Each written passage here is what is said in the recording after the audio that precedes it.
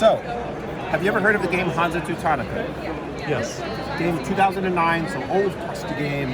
One of my favorites. That designer, Andreas Steding, has just released this. It's a brand new design. It is a 2-player game that is highly interactive. It's a tug of war, but like a tug of war in 4 dimensions.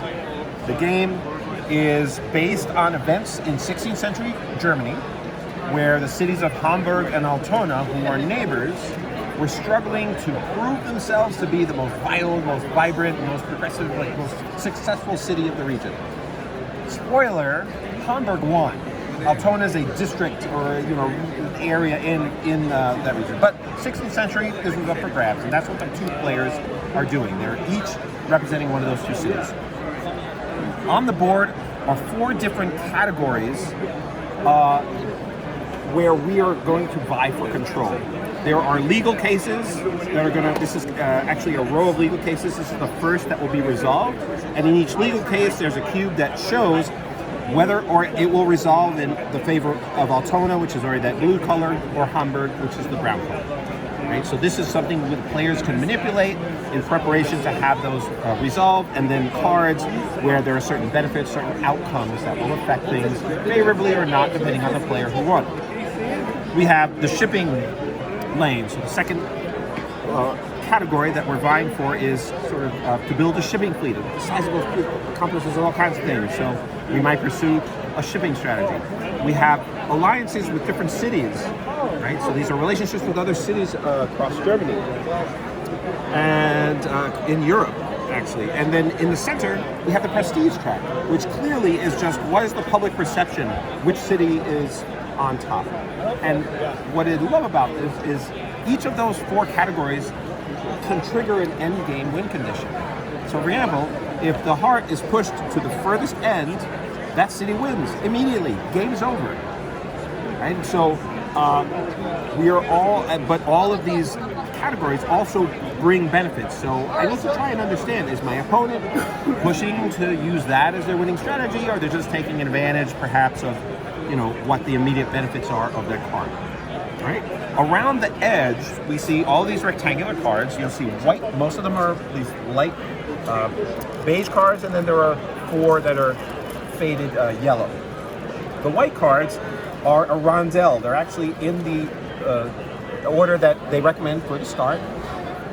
A rondelle is a number of the player actions that are in an order, and you usually move around the track, and wherever you land, you will take that action.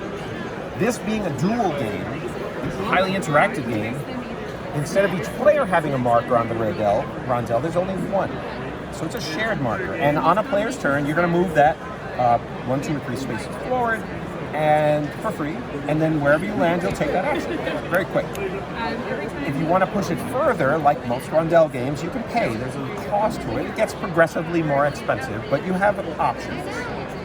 What I love about the shared marker is sometimes I want to move that somewhere to take the action that I land. Other times, I want to move that somewhere to move it ahead of what my opponent might really want to do. And this is why this is not a heads-down Euro. This is we are trying to understand and read each other's moves and try and understand, what are you going for? What do you really care about? How can I stop you as I gain my benefits? How can I prevent you from scoring, again, with this fear of an instant win suddenly?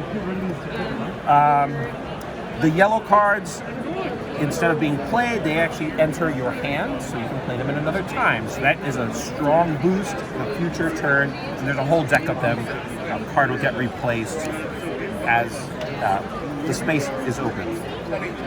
And that's really the core of it. It's a Euro strategy game. Each of the actions are very simple, like production is you land on the space, you would produce 1 animal skin. And then if you have factories, which are these funny shaped tokens, it says you'll get 1 additional animal skin for each factory you commit to it, which means you can't use it for other production spaces. There are plenty of them. So there's some resource management, there's converting resources to another, there's a little bit of tableau building, there's a little bit of, but Euro mechanics, tight and taut, 30 to 45 minutes. Whoever gets an instant win condition wins instantly, and if you run the timer out in the game, so there are a number of ways for the games to end, you can hold out and instead you would count all of the elements that have stars. So I was being taught the game, and there was a point where I realized Linnea was pushing ahead, and so instead I started playing very defensively because I'm like, I can't. She's ahead of me, but maybe I can accelerate the end of the game, and I'm going to try and accumulate stars. And so it's really awesome, super interactive, 2-player Euro.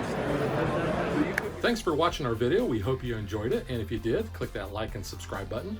You can also follow us on social media like Facebook and Twitter at DadVDaughter. And if you like what we do and you want to support us, you can visit our Patreon page. So thanks for watching. Thanks.